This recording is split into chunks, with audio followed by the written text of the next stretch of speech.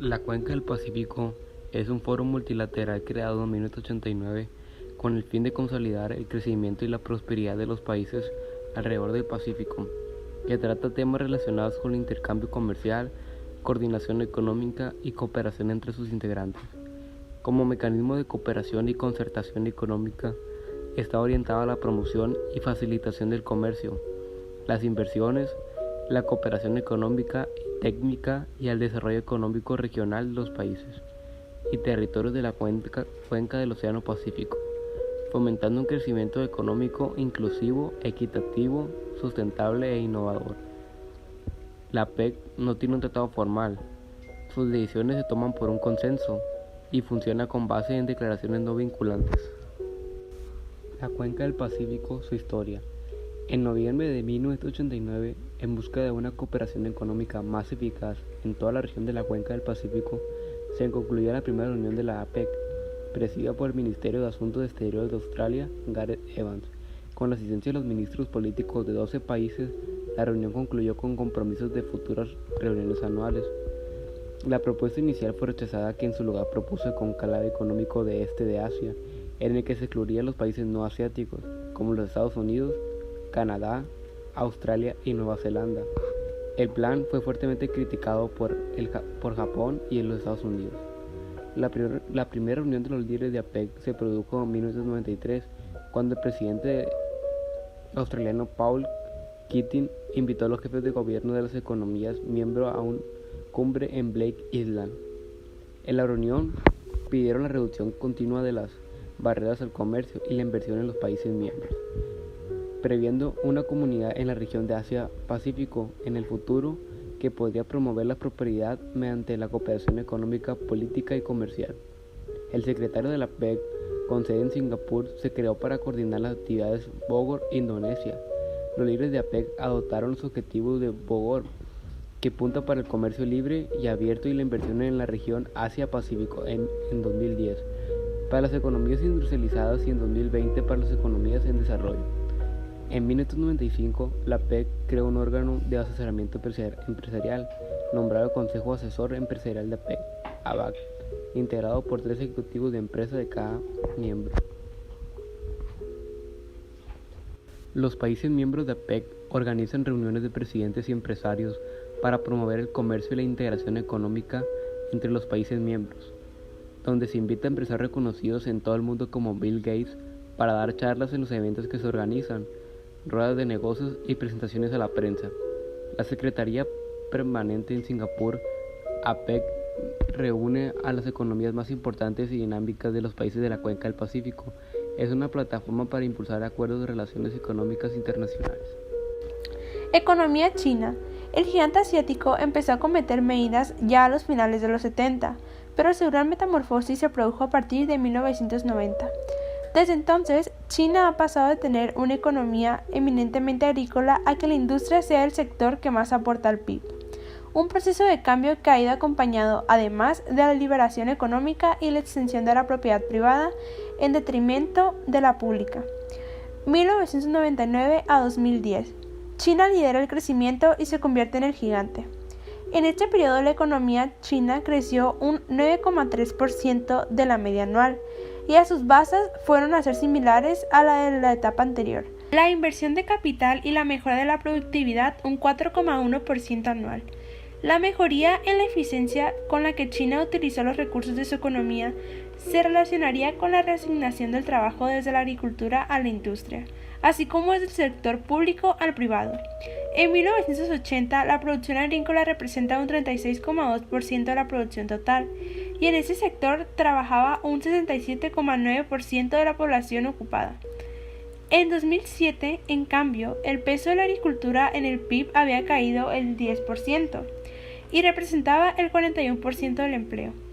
La industria pasó a ser el sector económico más importante en términos de PIB, el 49,2%. Todos estos pasos llevaron a China a que su PIB pasara de representar el 16,7% del total de PIB en Asia en 1990 a suponer el 39,9% en 2009, un ascenso que ha tenido un claro perdedor, Japón. La economía china superó a la japonesa en 2010 y se alzó como la segunda mayor economía del mundo, solo superada por Estados Unidos. Economía japonesa. En la década de los 90, la economía japonesa entró en una fase de estancamiento. El Producto Interno Bruto mostró una tasa de crecimiento promedio anual de 1.1%, mientras que el ingreso por persona aumentaba apenas el 0.8%. El periodo de depresión económica en Japón puede dividirse en 4 etapas. La primera etapa se inició a principios de 1990, con el reventón de la economía de burbuja simbolizada por la brusca caída del precio de la tierra y el acelerado desplome del precio de las acciones. Esta situación económica y financiera fue la peor de la historia, superando la caída registrada durante 1949 y 1950, cuando la economía japonesa estaba todavía más afectada por los efectos de la Segunda Guerra Mundial. En consecuencia, se paralizó la capacidad de financiamiento de las empresas mediante la bolsa de valores. Además, algunos bancos y empresas entraron en un círculo vicioso, en el cual giraban alrededor del empeoramiento de la economía y la rebaja del precio de los activos financieros. La segunda etapa comenzó en 1991, cuando se paralizaron los préstamos hipotecarios basados en el precio futuro de las acciones y terrenos que ofrecía el sistema financiero. Asimismo, la capacidad de préstamos de los bancos se redujo, debido a la enorme cantidad de préstamos irrecuperables. Como las utilidades de las empresas comenzaron a reducirse, se estancó el salario de los trabajadores y cayeron consecutivamente la inversión de vivienda y el consumo personal. La tercera etapa se inició con la recesión declarada a comienzos de 1992.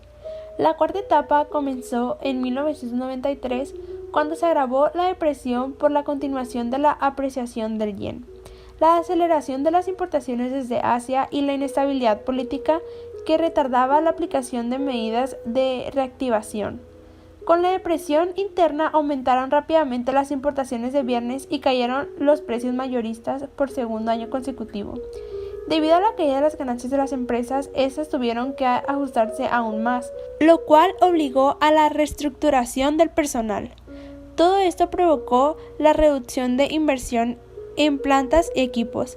Ante esta situación, en abril de 1993, el gobierno decidió lanzar las nuevas medidas económicas integrales, con un monto de 13,2 billones de yenes dirigidos a inversiones públicas adicionales. El deterioro de la economía japonesa en los años 90 se puede argumentar con los siguientes elementos. 1. Los créditos de difícil recuperación de los bancos. 2. El grave deterioro de las economías regionales. 3. La falta de incentivo de los empresarios a esforzarse más. 4. La disminución del gasto por parte de los consumidores. Y 5. La falta de eficacia y transparencia en la política del gobierno. Economía alemana. El Producto Interno Bruto de Alemania en 1990 ha crecido un 5.3% respecto a 1989. Se trata de una tasa 14 décimas mayor que la de 1989, que fue del 3.9%. En 1990, la cifra del PIB fue de 1.458.000.000 de euros, con lo que Alemania es la segunda economía en el ranking del PIB. El valor absoluto del PIB en Alemania creció 118 millones de euros respecto a 1989. El PIB per cápita de Alemania en 1990 fue de 18.282 euros, 3.093 euros menor que en 1989, cuando fue de 21.375 euros. Para ver la evolución del PIB per cápita, resulta interesante mirar unos años atrás y comparar estos datos con los del año de 1980, cuando el PIB per cápita de Alemania era de 14.270. Alemania es una de las 10 economías más importantes del mundo por volumen de PIB. Su deuda pública en 2019 fue de 2 millones de euros, con una deuda del 59.8% del PIB. Su deuda per cápita es de 24.730 euros por habitante. La última tasa de variación anual del IPC publicada en Alemania es de abril del 2020 y fue del 0.9%. El PIB per cápita es un muy buen indicador del nivel de vida, y en caso de Alemania, en 2019 fue de 41.350 euros, por lo que se encuentra en una buena posición, ya que ocupa el puesto 19 del ranking, lo que supone que su población tiene un buen nivel de vida en relación a los 196 países del ranking de PIB per cápita. En cuanto al Índice de Desarrollo Humano, o IDH, que elaboran las Naciones Unidas para medir el progreso de un país y que en definitiva nos muestra el nivel de vida de sus habitantes, indica que los alemanes se encuentran entre los que mejor calidad de vida tienen. Los tigres asiáticos. Los tigres del sudoeste asiático surgieron entre 1945 y 1990, en el contexto de la Guerra Fría. Se les comenzó a ver como potencias. Los principales países que se han desarrollado tan vertiginosamente fueron Singapur, Hong Kong, Taiwán y Corea del Sur, demostrando un crecimiento en calidad, cantidad y bajo precio en sus productos, alcanzando mercados internacionales. A mediados de 1950 apuntaron a los avances tecnológicos y a políticas sustantivas de importación, orientándose luego a las exportaciones. Esos países han cambiado paradigmas mundiales. Hong Kong.